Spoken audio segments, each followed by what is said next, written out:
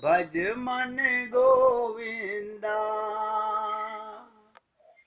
गोविंद गोविंद गोपाल भज मन गोविंदा। गोविंदा गोपाला गोविंदा गोपाला। गोविंद गोविंद गोपाल भज मन गोविंदा। गोविंद गोविंद गोपाल भज मन गोविंदा। गोविंदा गोपाला गोविंदा गोपाला। गोविंद गोविंद गोपाल भज मन गोविंदा। गोविंद गोविंद गोपाल भज मन गोविंदा। सभी भक्त लोग बहुत ध्यान से सुनेंगे। संबंध की चर्चा मैंने आपको बता दी। देखिए, अभी सत्संग सुन रही है वीना जी बैठी हुई। कल इनको हमारे घर आना हुआ और हमसे बिना मिले वापस जाना हुआ। मुझे बहुत अच्छा लगा। क्या कारण कि लाल जी का भोग लगाना है मुझे जाकर के। अगर ये आग सच्ची लग जाए, झूठी नहीं बोल रहा हूं, लिपापोती नहीं, सच्ची लग जाए,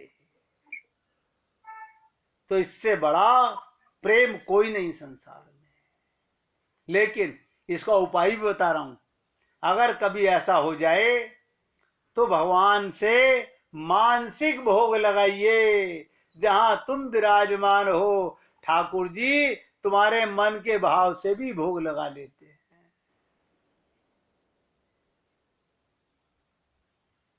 जिनका हृदय भगवान श्री कृष्ण चिंतन रस में, नोट करो, जिनका हृदय भगवान श्री राम श्री कृष्ण के चिंतन रस में, चिंतन रस, ये कौन सा रस होता है? जब आप बैठे बैठे मन से भगवान से बातें करते हो, भगवान की लीला का चिंतन करते हो, सत्संग का चिंतन करते हो। ये तो आप लोगों का हृदय जानता होगा, करते हो कि नहीं करते हो। संसार का तो करते ही हो, इसमें कहने की जरूरत नहीं है। पक्का प्रमाण है कि संसार का चिंतन तो सब करते ही हैं। क्यों? अकर्मा तो कोई रहता नहीं। मन एक सेकंड भी शांत नहीं रहता। जो सदा भगवान के चिंतन रस में निमग्न रहता है, जो श्री कृष्ण चिंतन के सिवाय, नोट करो, अन्यत्र कहीं आनंद नहीं मानते, जिनको भगवत कथा सत्संग में कभी अरुचि नहीं होती, ऐसा नशा लग जाए भगवान की कथा का, भगवान के प्रेम का, भगवान की लीला का, कि उससे कभी मन दूर जाना ना चाहे, तथा सदा भगवान की लीला कथा सुनने के लिए अत्यंत उत्सुक रहते हैं। और जो भगवान के स्मरण से विहल हो उठते हैं, ऐसे भक्तों संतों के चरणों से मेरा कोटि कोटि नमन है। सच्चे मायने में वो भक्त पूजनीय है, वो भगवान के समान है। जो भगवान का चिंतन कर रहा है वो भगवान के समान है।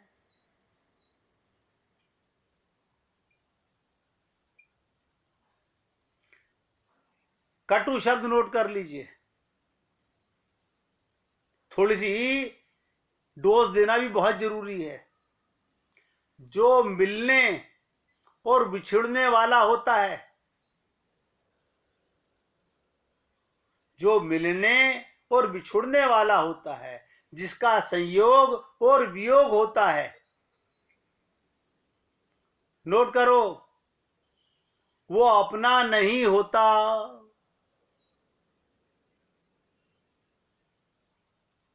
ये एक छोटी सी बात बता रहा हूं, इतनी विलक्षण बात है, इसकी जितनी महिमा कही जाए उतनी थोड़ी है। संसार की मात्र वस्तु ऐसी ही है। संसार का प्रत्येक रिश्ता, प्रत्येक समान बिल्कुल ऐसा ही है। इसलिए अनंत ब्रह्मांड में तिल जितनी चीज भी अपनी नहीं है। अब देखिएगा, मीरा को ये क्यों कहने में मजा आया, मेरे तो गिरधर गोपाल? क्यों? वो हमारी तरह बुद्धि की गुलाम नहीं थी। वो अपने गुरु की पूर्ण शरणागति कर चुकी थी। हम लोग खाली कहने में नहीं, अंदर से लटके पड़े हुए हैं, ये भी मेरा, ये भी मेरा, ये भी मेरा, ये भी मेरा।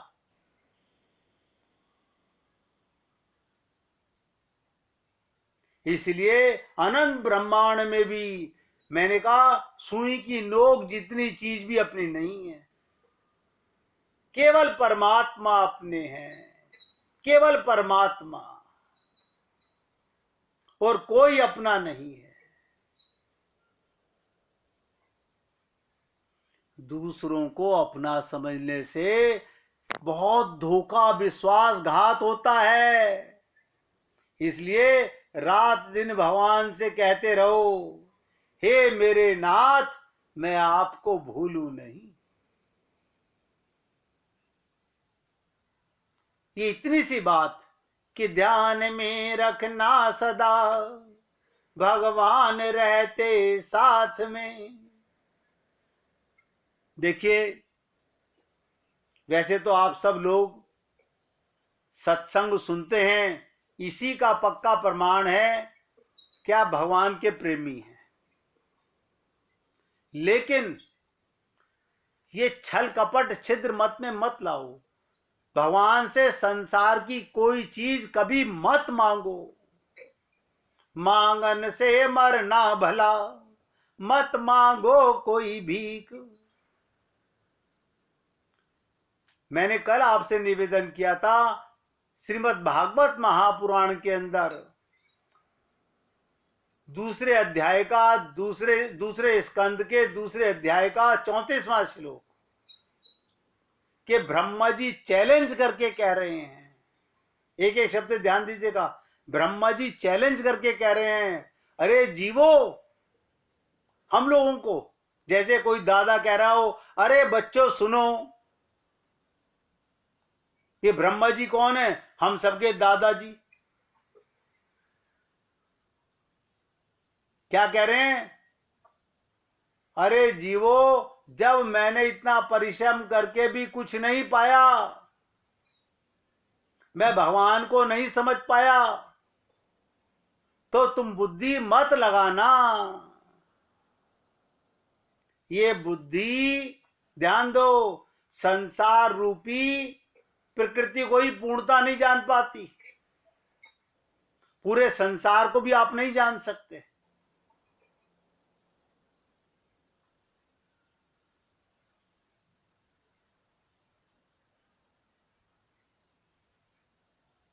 जहां तुम्हारी बुद्धि थककर रुक जाए, बस समझ लो वही एरिया है भगवत प्राप्ति का। अब उसके आगे तुम बुद्धि ले जाओ, नहीं ले जा सकते, सिर फट जाएगा। तो हमने आपसे कहा था कि 5 प्रकार के उपाय से भगवत प्राप्ति का मार्ग बनता है। तो भक्ति मार्ग को किसी की अपेक्षा नहीं, एक मार्ग है, एक उपाय है। ना कर्म से, ना ज्ञान से, ना धर्म से, केवल एक भक्ति, जिस मार्ग को किसी की अपेक्षा नहीं, भक्ति मार्ग को किसी की सहायता की जरूरत नहीं, ज्ञान वैराग्य की भी जरूरत नहीं, कर्म की योग की भी जरूरत नहीं, न ज्ञानम न च वैराग्यम प्राय श्रेयो भवदेही। जहां ज्ञान वैराग्य किसी की कोई आवश्यकता नहीं, अपने आप आएगा। देखिएगा, अगर आप भगवान के भक्त बन गए, आपके पास ज्ञान और वैराग्य अपने आप आ जाएगा।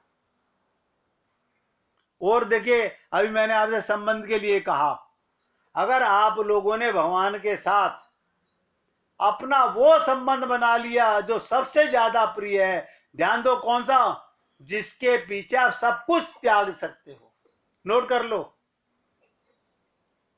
जिस संबंध के पीछे आप सब कुछ छोड़ सकते हो, वो संबंध भगवान से बना लो।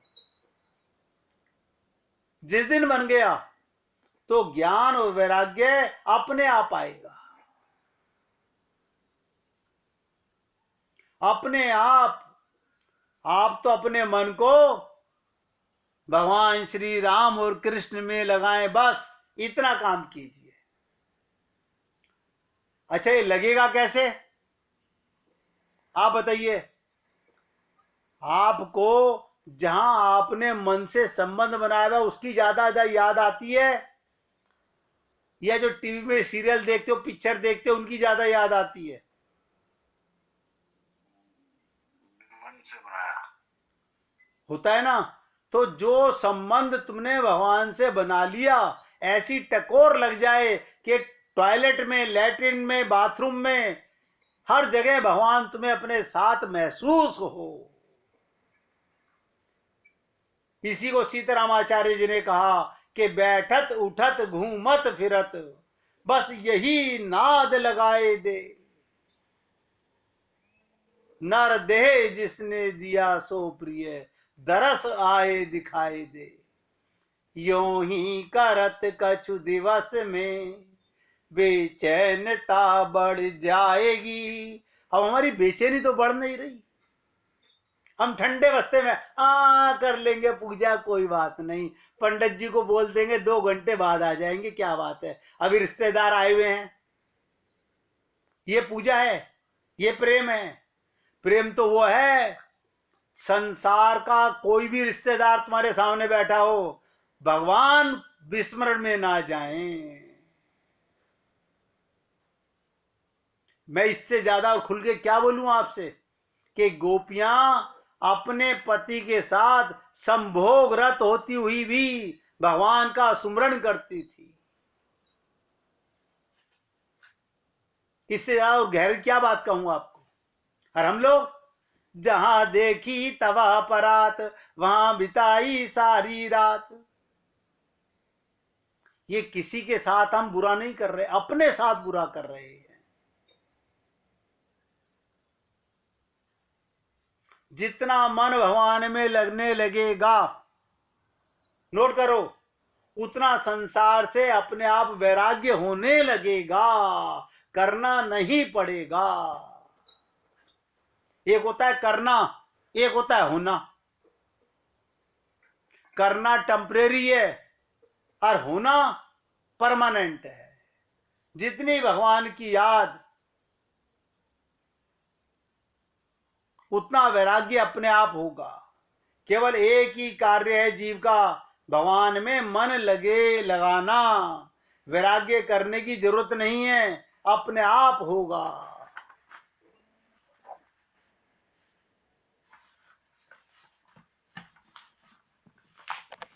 बहुत से लोग मुझे कहते हैं आप तो वैराग्य करा दोगे। अरे बाबा, मैं क्यों वैराग्य करा दूंगा, मैं तो भगवान में राग करा रहा हूं।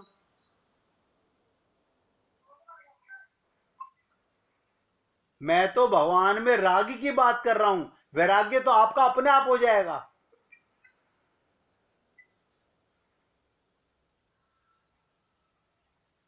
आप सोच के देखिएगा, आप खाना खाइए, मत सोचिए इस खाने का क्या होना है होगा भविष्य में।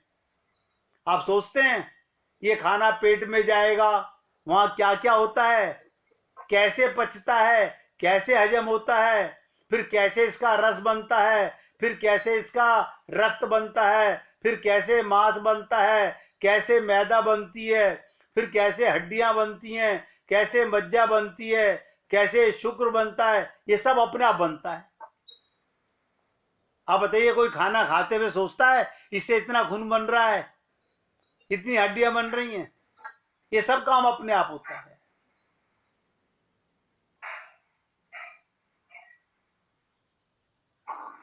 अगर कोई व्यक्ति खाना खाने से पहले सोचे तो इस चक्कर में भूखा मर जाएगा। तुम तो अपनी तृप्ति के लिए खाओ, वो जठराग्नि अपने आप पकाएगी, अपने आप रस रक्त मांस मैदा मज्जा अपने आप बनाएगी, तुम उसकी चिंता मत करो। उसी प्रकार ये एग्जाम्पल दिया था मैंने, नोट करो। उसी प्रकार अगर तुम भगवान श्री कृष्ण की भक्ति कर रहे हो, प्रेम कर रहे हो, उसकी याद में बिलख रहे हो और तड़प रहे हो, तो भक्ति का मतलब, कल ये मत समझना भक्ति का मतलब क्या, लिख लो पेपर में। भक्ति का मतलब मन बुद्धि का सरेंडर, मन का लगाव, इसी को प्रेम बोलते हैं, इसी को भक्ति बोलते हैं। और ऐसा संसार में कोई जीव नहीं जिसे प्रेम करना ना आता हो। क्यों? आप और हम सब लोगों ने संसार में खूब मन लगा रखा है, मन बुद्धि का समर्पण खूब किया हुआ है। देखिएगा, समझ लीजिएगा, अगर आपका 10% मन लगने लगा तो 10% वैराग्य हो गया, 20% लगने लगा 20% वैराग्य हो गया, 50% मन लगने लगा 50% वैराग्य हो गया।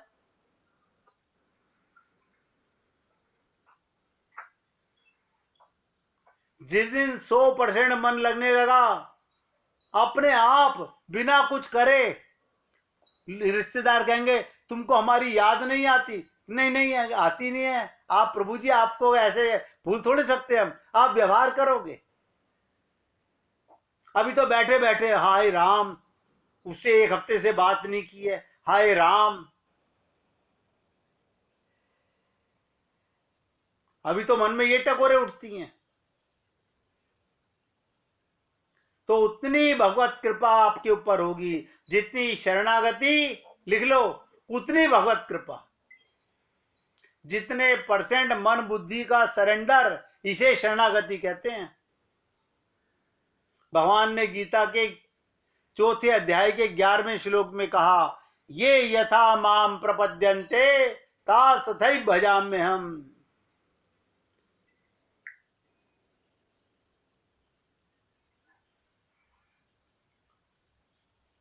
जब भगवान ने कहा था कि माम एकम शरणम ब्रज, ध्यान से सुनिएगा, जिस दिन आप 100% शरण में चले गए, शरणागति में चले गए, तो 100% वैराग्य हो गया, करना नहीं पड़ेगा।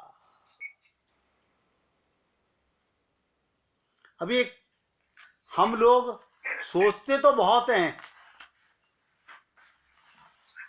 पता क्या कहते हैं, बस आप देखिएगा 1 महीने की बात है, बस जरा मैं बाहर घूम आऊं, 15 दिन में बाहर रह आऊं, जरा उसकी शादी हो जाए, जरा ये मकान बन जाए, फिर देखो मैं भगवान की भक्ति में कैसे लगूंगा।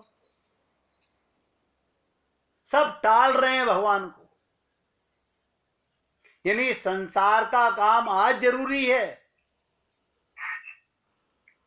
और भगवान को कल पर टालते हैं। आपको पता होगा, श्रीमद् भागवत महापुराण के अंदर एक कथा आती है कि वृंदावन में नारद जी को भक्ति देवी को देखा। भक्ति कौन है? देखिएगा, वो तो जवान दिख रही है वृंदावन में, और उसके 2 बेटे बूढ़े बीमार लेटे हुए हैं। ये 2 बेटे कौन है? ज्ञान और वैराग्य। इसीलिए मैं आपसे कह रहा हूं, भक्ति के दोनों बेटे हैं, ज्ञान वैराग्य, इसके बच्चे हैं। इसलिए भक्ति को किसी की आवश्यकता नहीं। भक्ति स्वतंत्र सकल सुख खानी, रट लो। भक्ति स्वतंत्र सकल सुख खानी, सारे सुख देने वाली है। प्रेम से बड़ी कोई चीज नहीं। भगवान कहते हैं एम भक्त पराधीना, जो मेरी भक्ति करता है मैं उसके अधीन हो जाता हूं। और मैंने आपसे निवेदन किया, ऐसा संसार में कोई भी नहीं है जिसे प्रेम करना ना आता हो।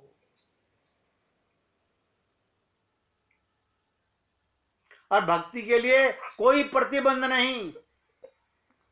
ध्यान दो, बहुत से लोग कहते ना, ये जमादार है, ये चमार है, ये खटीक है, ये वेद मंत्र नहीं कर सकता, ये मंदिर में नहीं जा सकता।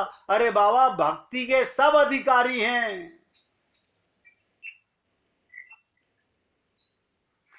कर्म में कायदे कानून होते हैं, ज्ञान में बहुत बड़े कायदे कानून होते हैं, धर्म में बहुत बड़े कायदे कानून होते हैं, लेकिन भक्ति में कोई कानून नहीं। अब मुझे बताइए, विदुरानी प्रेम के बस में, जहां कन्हैया ने कहा काकी मैं, विदुरानी अपने तन को ढकना भूल गई, निर्वस्त्र भागी।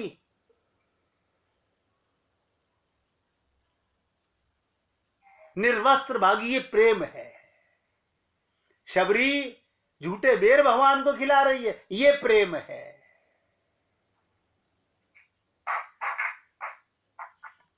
एक मिनट कीर्तन कीजिए।